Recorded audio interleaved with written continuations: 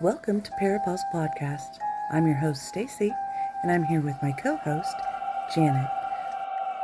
We're just two old ladies talking about everything paranormal and horror. So if you're ready for some hot flashes and paranormal chills, join us. Hi, welcome. Today we have Johnny, who is a paranormal investigator. He's also married to my co-host, Janet. So we get to hear the deep, dark secrets that he may have about her. Uh-oh. May never tell. You better not ever tell. Yeah. Well, you have to live with her after the recordings. Oh, yeah. Okay. So, Johnny, first, what I would like to know is what got you into the paranormal? Did you have some kind of an experience when you were younger, or was it later on in life? Kind of what got you interested in the paranormal kind of life? Well, let's qualify that, and let's say what all are we encompassing under the umbrella of paranormal? Well, just whatever you kind of first experienced and what kind of got you into, I guess, maybe investigating Okay, the paranormal. taking everything back, mid '90s is probably would be the biggest jumping off point. Mid '90s, Okay. I'm in the army and got this group of other soldiers, sailors, airmen, and Marines, whole bunch of us just all experiencing all these various different things. So, um, uh, typically on a military installation, you've got the different religious groups. Mhm. Okay, and there aren't really a whole lot of avenues on the installations for people who have alternative religious beliefs. So Okay. what ended up happening was, in the surrounding area, there were a lot of people who would join in. So it had, both civilians and military service members alike joining together and, just chatting around a cup of coffee, talking about experiences, talking about things, and just exploring all these different aspects. We had, different areas where we're experiencing and experimenting with exchanging energy, um, drawing in pictures in our minds, and you know building energy bubbles and seeing Okay. how we could feel those, just sharing them with each other, and eyes closed, back to back, and just seeing how far we could get those energetic fields to expand. Hmm. So that was the really the awakening, I would say. After I got out of the army, I was living in uh, a small little community called Gonzales, What California. was it? Gonzales. Gonzales. Okay.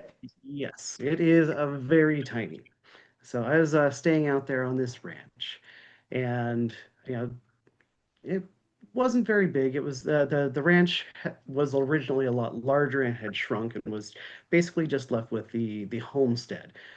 So on this property there was the barn, the stalls for the horses, still had the paddock. Uh, there was the main house, and then three smaller houses that were also available. So I was staying in one of the smaller houses. Oh, okay. The No, owner of the place. sorry, I don't mean to Oh, stop yes. you.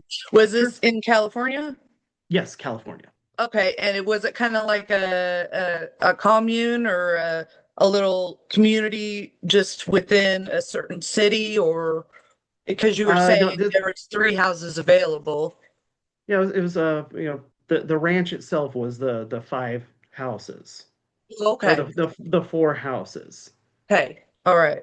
within the city limits of Gonzales. So it was like there on the Uh, outskirts. And he was friends oh, with the person. Yes, it was what? I was He was friends friend. with the owner. Okay, all right, all right. Yes. Continue. So yeah, it was known when I before I even moved on to the ranch.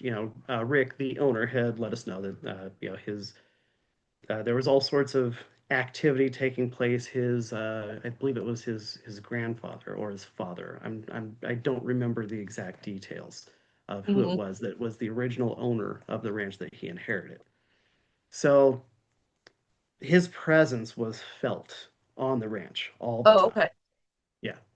And every single one of us who were living there, helping, working on the ranch, we all got to feel and experience some of these different things.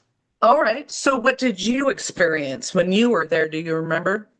Things moving, yeah. So it's like the chairs, the bar stools that have the swivel chairs, Hmm. moving it out of nowhere, completely untouched. Just all of a sudden they, yep. It's like, okay, there he is. And so those were the main things that I do remember having happen Right. in my presence. Was just seeing those different types of interactions. Um, so I was out there at the ranch for a few months and had a falling out with Rick. Oh, I'm sorry. Yeah, he misinterpreted something. Somebody started up a rumor. He believed the rumor and didn't believe me, and so he started Oh, attacking me. And I will oh, add to this, it was something completely out of my husband's character. Yeah, yeah. yeah. Yeah, he would, yeah. Yeah. So when that started happening, a friend who was still on the ranch was like, "All this stuff has happened on, you know, Rick's dad's not happy about this. He's punishing Rick." Oh, Yes. So the spirit on the ranch was basically going, knock it off, knock it off. But he wasn't listening because he had this vendetta and was just, completely unfounded. right. So yeah, it was interesting hearing it third hand. Well, at least you had somebody on your side. Absolutely, especially from the other side. Was it after that that you had gotten into like paranormal investigating, or what kind of got you into like investigating this kind of stuff? And Mhm. Flash forward a few years, and Janet and I had gotten together, okay, and um, early 2004.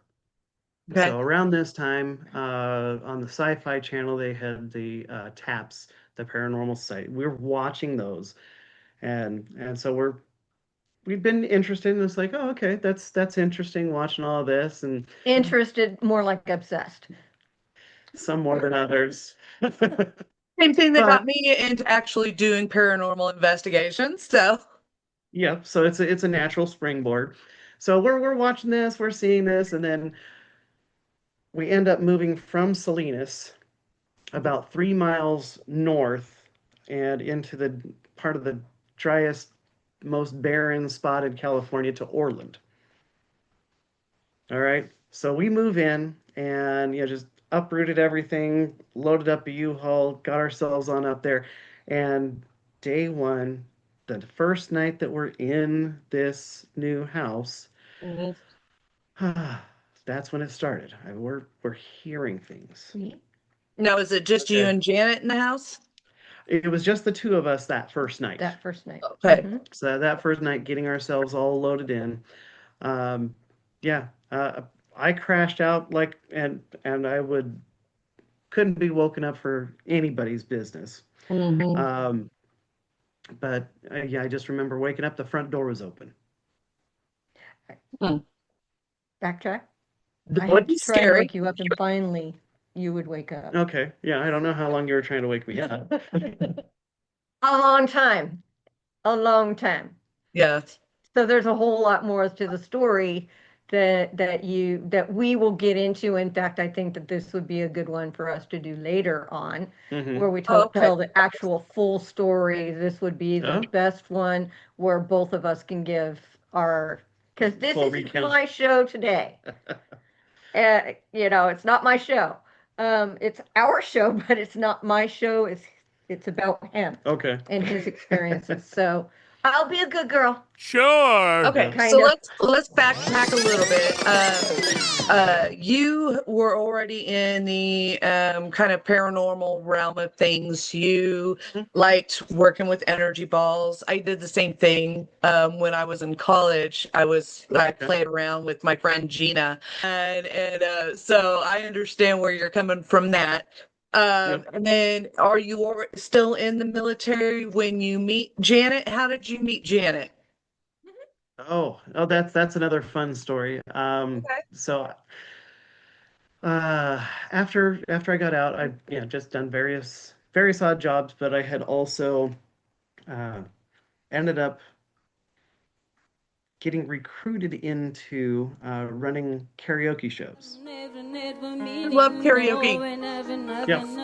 So yeah, while I was in, again, we're looking mid '90s. Karaoke was a big thing on post, Mhm. and the KJ at the time, he just started plugging me in because I would go around to all of his different shows Mhm. around town, and he just like, okay, here you go, and he's like, just went and took off and did something else and let me run the show. So it's like, okay, I'm having fun doing this, and next thing you know, he's all, okay, well, I got this gig here, pay you this much and have you do that. All right. Well, good thing you started getting paid for it, huh? Exactly. Good thing I started getting paid for it. I got my beverages covered. While I was working, I only drink Coke. If No. if a patron wanted to buy me a beer, okay, fine, I'll have a beer. Oh, that's nice. Yeah. Yeah, yeah. Because it looks better when the house has more revenue coming in, so the Mhm. sodas are free, but I'll let them purchase me a beer. Right. And that Yeah. way it brings the tickets up for the night, makes everything look better. Yeah. So I started running all of his shows, and uh, so this was down there, Monterey Bay Area, Salinas, Mhm. and then I ended up uh, yeah, got married to somebody else, and we ended up moving up to Orland, Okay. and then my friend, my boss, Roy, he set me up with this whole set of equipment. And I was running around doing my own shows, doing my own gigs all around Orland, Chico, Willows. I was doing that whole area, just basically running it all on my own. Mhm. Now, a mutual friend of ours Uh-huh. brought her out to one of my shows, and that's where we hit it off from there. After I was going through a divorce from To say now. Hold it. Pause. I'm going to interject here. I knew him before he knew me. Okay. Okay, so my girlfriend, my best friend, um, took me out to karaoke one night, and it was in Willows. Willows. So she And says. okay, this is what a good man this is. This is going to be very telling. And so I go out with her, and we go in, and I'm like, who is that guy? And she goes, who? And I said, that guy. Oh, that's Johnny. And you see that tall blonde thing over there? That's his wife. And I'm like, Oh no. no, this is wrong. That's mine. That's mine. I know that's mine. He's mine. He's not Oh. hers. This can't be. And so I had to really reel myself back and I'm like, don't look at him. Don't look at him. I had the hardest time. And so fast forward 5 months, I was going through a deep depression. My best friend comes in and says, I'm taking you out to karaoke on Tuesday night. Mhm. Fine. And she bebops into my apartment. We were next door neighbors in an apartment building. And blasted. We never knocked. We always just blasted into each other's doors. We lived together pretty much. And so, why aren't you ready? She says. And I'm like, ready for Oh, what? Oh, we're going out to karaoke. Oh, no, no, no, no, no, no. yeah. And we had a good 45-minute argument over this. And she said, either you're going to get ready or you're going out like that. And well, the theory is that, or the thing is that Marlene always wins. Mm-hmm. So we go out, I see him, and I'm like, oh, this is going to be a long night. Oh, Oh, how am I going to? And so I got to choose the seat. So I choose the place that he cannot, absolutely, I can't see him. He yeah. can't see me. Doesn't exist. So Marlene asked me, did you put up a song? No. Another very long argument. And she said, give me a song. I'll put it up for you. Fine. Again, Marlene always wins. So in a little bit, I hear my name by this very beautiful voice. Oh, Oh my God, here we go. And so I go up. I think His, that was probably a Janet. Janet, come on up wherever you are. okay, now he can take it. oh, Now he can take it. Now he could take it from here. You get to hear okay. his perspective because I could tell the story a lot better. Yeah, All well, right. So 5 months later, you've got you your were side going, and I've got mine. Exactly. yeah, Right. you were going through a divorce, but Yeah. Janet didn't know that. So, Right. So but yeah, I just see this name on my list and I'm like, okay, who can this be? Because I didn't see anybody that I didn't know come up and put their name down. I'm like, who is this Janet? mm-hmm. I was like, okay, come on up wherever you are. And then here she comes up. It's like, oh, hey, how you doing? No, you didn't say it like that, Drew. You did. How are you tonight? No, you said exactly the way you did. What? Oh, he put on the moves. Oh, I bet. Oh, he was like, well, hi. Go ahead. Well, hello there. How you doing? I'm like, oh my God. I swear to God, my legs went jelly. And Oh, She squeaked out, fine. Grabbed the mic and then she sang and then zip, gone, disappeared. I'm like, okay, all right. So I continue doing maybe my she wasn't thing. interested. I had no idea. She just poof in and poof gone. That was it. Oh, I know how to disappear when I want to. Yes, she yeah. did. And so, then there's her name again. Oh. How did this happen? I'm just like, how did her name show up on my list? Where is she hiding? All right, Janet, come on back. Oh God. And that was the worst one because he really put it. I mean, he wouldn't let go of the mic. Oh, Oh, so are you having fun tonight? oh my God. And that, yeah. And we've been together ever since that night. Oh, that is Mhm. so sweet. Oh my goodness. Now, Janet also told me that you, my dear, are younger than her. Oh, yeah. Oh God. By Yeah. how many years? 12. Now, Years. okay. Now, how long did it take? And you better be honest about this. How long did it take you to tell I, me it how old you? Hold it. it How long?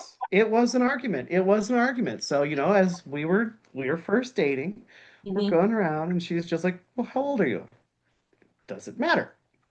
Yes, then I'm not telling you. Mm-hmm. Yeah. Okay. Another week. How old are you? Does it matter? Yes, then I'm not telling you. 2 months. 2 months. Months. Wow. Were you just afraid that she wasn't going to want to date you if you told her your age? Why does age matter?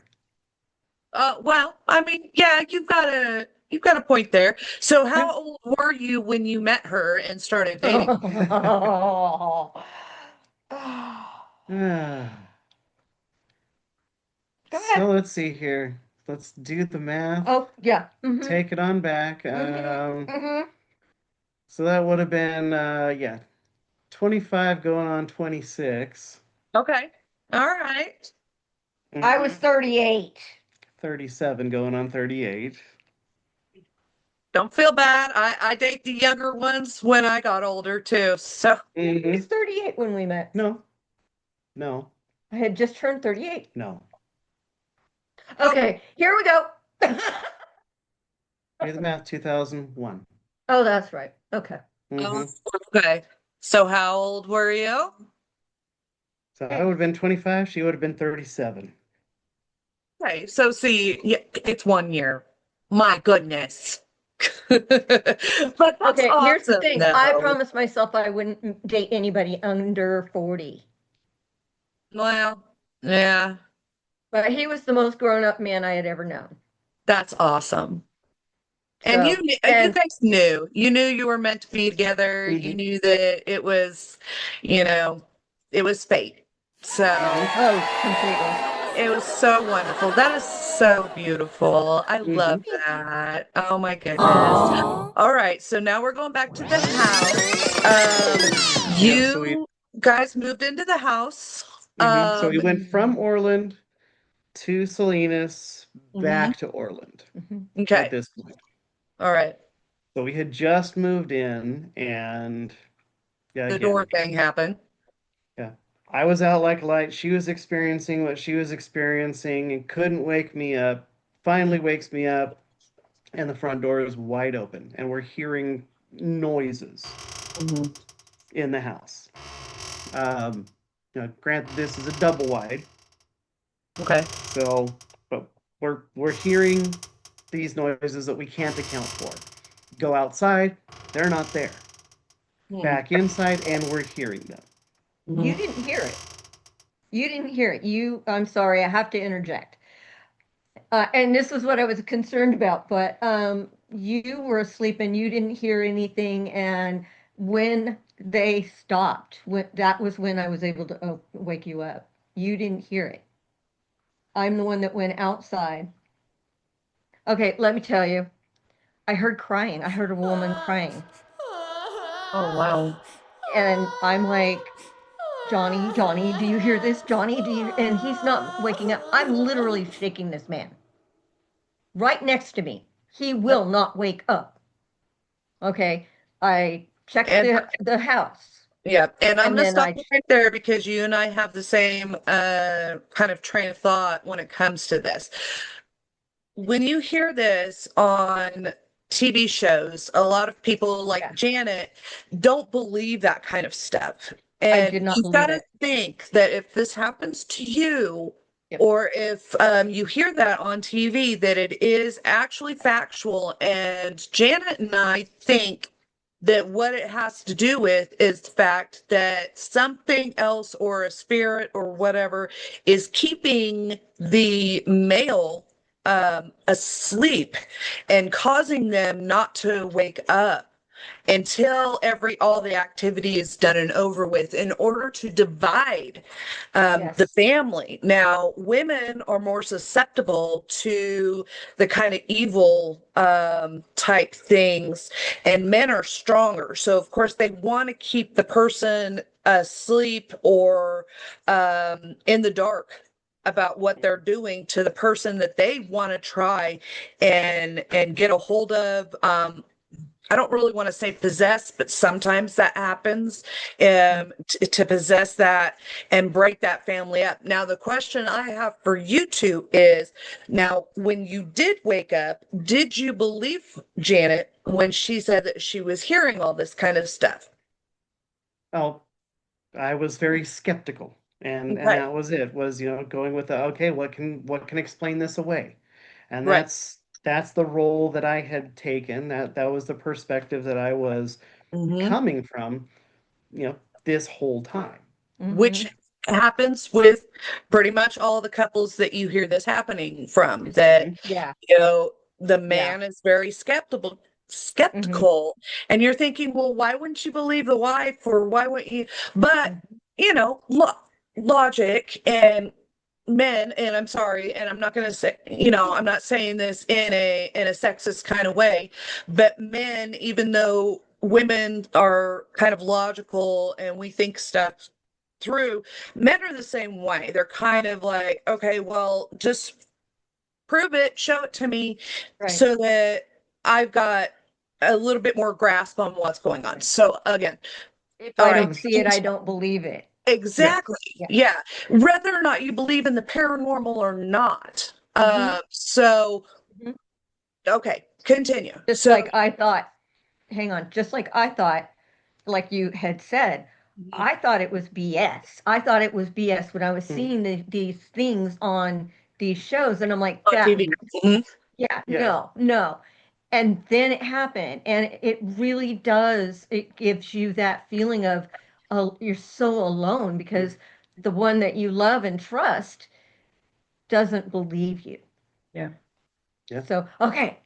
Yeah. Back to Johnny. So, yeah, we get the daughter, we get Rhiannon moved in with us, Yeah. and then things escalated. Now, how old is she? At this She was time, 16, 15, 16. Okay, so she was a teenager, angsty, yes.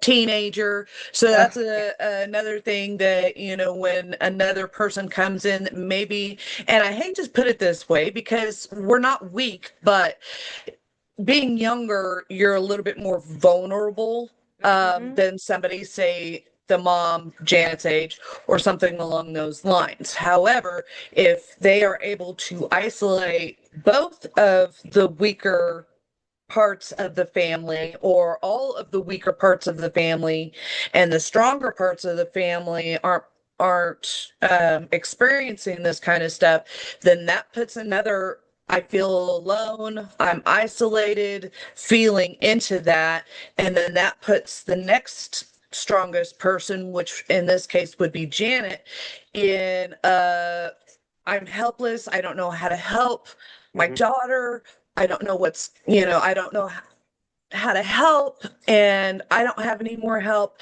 So that's really breaking the family apart. And continue.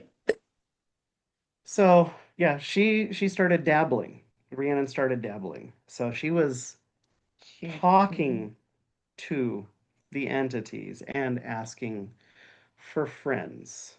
Okay. Now, was this through like a Ouija board, or just no, just No, communicating? she said to me, just to clarify that statement or this question, she said she would go out back in the back, the house on the steps, and she would talk to this old gentleman,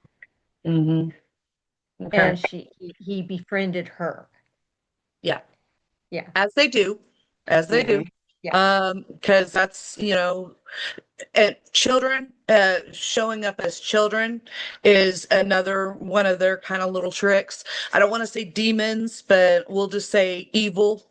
Either Malintented, entities. yes. Yeah, evil entities will do this in order to gain your trust and your friendship. And but acknowledging, because it wasn't how long after you guys moved in, it was a couple of days after you moved in that your daughter moved in. Was it about a month? It was about a month. Yeah. It was about a month. Okay. So I'm sure Before if it really Janet, ramped up. right, if Janet would have acknowledged it as, and started talking to it, then it would have latched on to Janet. Oh And no, I was mad. Right. Yeah. I was Mama Bear. So it kind of, drew back from you and said, okay, we're gonna latch on to your kid. All right. So Janet, Rihanna, is that her name? Rhiannon. Okay. Rhiannon, like the song. Rhiannon. I love that. That's pretty. So she was talking to this old man. Entity. Yeah. And did she feel comfortable with It did Initially, and change. then she started having some physical manifestations, some scratches, just Mm. showing up. Um, God, I think that was when we got the electronic voice recorders. We had Okay. those set up overnight. There was a reason for that too. I bought that was given to me for my birthday because I wanted to talk to my mom. Hmm. Um, And that was something that Sylvia Brown suggested is having a video recorder. So I would have it next to the bed and recording. Well, it wasn't my mama. Yeah, we got some pretty nasty stuff coming through. Uh, yeah, it. Let me.